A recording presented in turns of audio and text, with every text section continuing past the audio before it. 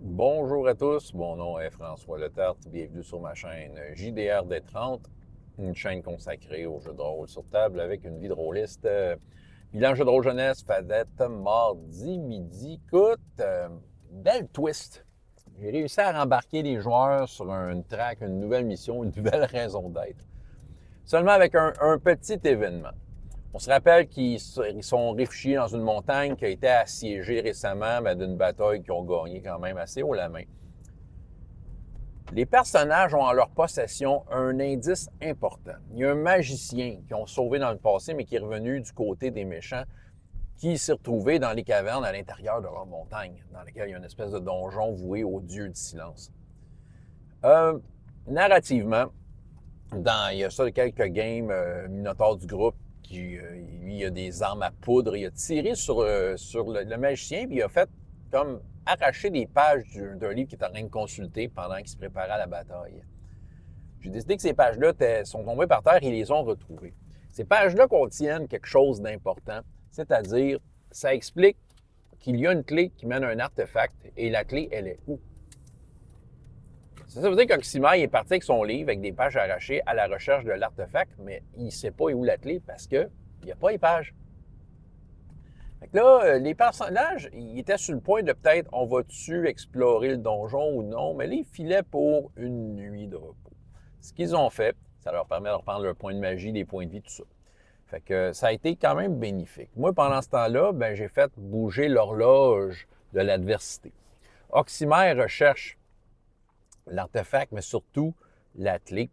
Puis, en fait, il ne sait peut-être pas que c'est une clé, il n'a peut-être pas eu le temps de le lire. Ce livre-là ne lui appartient pas, il ne l'a pas tout lu, il avait lu comme c'était où, puis probablement qu'il avait prévu de le lire une fois sur place pour, un peu diriger son opération.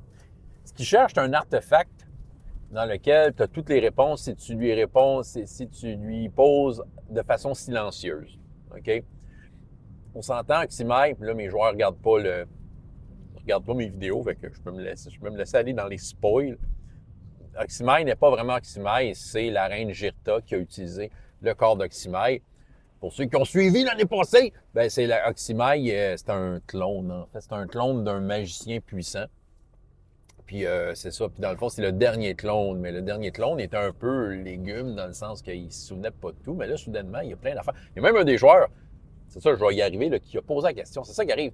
Fait que là, l'horloge de l'adversité a bougé. Oxymai recherche ce qu'il faut pour libérer l'artefact et l'amener avec lui. Mais en même temps, il y a un enjeu. Cette caverne-là, qui est la tour, est au centre d'une chute qui tourne autour. Et quand la lune passe à un certain endroit dans le ciel, l'eau remplit la place, puis c'est ça. Donc, la chute, veut dire, l'endroit se retrouve englouti de nouveau. Et quand la lune a fini de passer, ça descend. D'ailleurs, il y avait de quoi qui simulait la lune en permanence. C'était un couvercle d'un passage qui, lui, faisait en sorte comme si la lune était tout le temps là. Donc, ça faisait en sorte que ça restait englouti. Il s'en passe des affaires, hein? Fait que c'est ça. Mais lui, il a décidé de dire, OK, là, je me souviens m'avoir fait tirer le livre, mais j'ai pas checké si j'avais perdu. Les pages que j'ai perdues sont peut-être là. Fait que là, il est retourné sur le champ de bataille à la recherche de ces pages, mais ils sont plus là.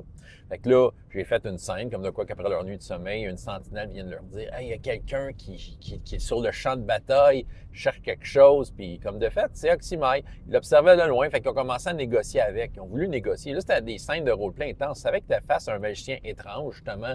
Moi, mais comment ça fait que tu sais plein d'affaires, puis tout ça, mais ils savent pas que c'est la reine Girta. Il y a le tatou de la reine Girta dans le front. C'est ça, mais en même temps, c'est ça, il veut quelque chose. Fait qu'il essaie de négocier. Il dit, garde, je savais pas que vous étiez là, merci encore de m'avoir sauvé l'an passé. Mais je vous dirais, donnez-moi les pages, puis on est quitte. Fait que là, eux autres, qu'est-ce qu'ils veulent? Qu'est-ce qu'ils veulent? Comment ils veulent aborder ça? Ils savent pas trop comment aborder le problème.